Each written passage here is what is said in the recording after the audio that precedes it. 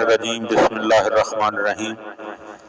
حضرت امیر المومنین علی ابن ابی طالب علیہ الصلوۃ والسلام کے فرامین کا سلسلہ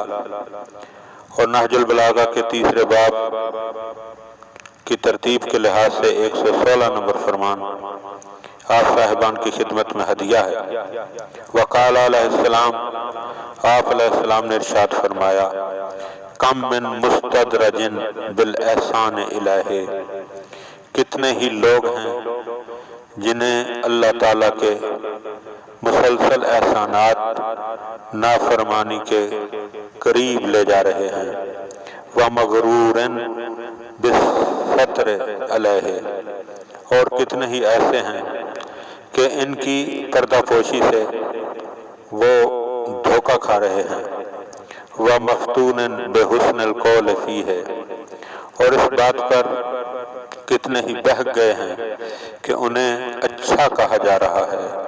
وَمَبْتَلَ اللَّهُ أَحَدًا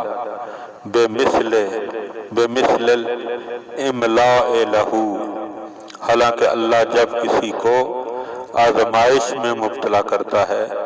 تو اسے مہلت دے کر آزماتا ہے،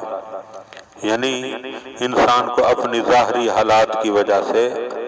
دھوکہ نہیں کھانا چاہیے، بلکہ اپنی زندگی پر غور و فکر کرنا چاہیے۔ ان لفظوں پر انسان غور کرے کہ کہیں ایسا تو نہیں ہے کہ میں اس معیار پر اپنے اعمال کو نہیں لے کر آیا کہ جو معیار معصوم نے میرے لیے معین فرمایا ہے۔ لہذا انسان کو چاہیے کہ اپنے اعمال، اپنے افعال، اپنے کردار، اپنی گفتگو، قول و فعل، ہر چیز کو اس معیار کی طرف لے جائے کہ جس کی طرف معصوم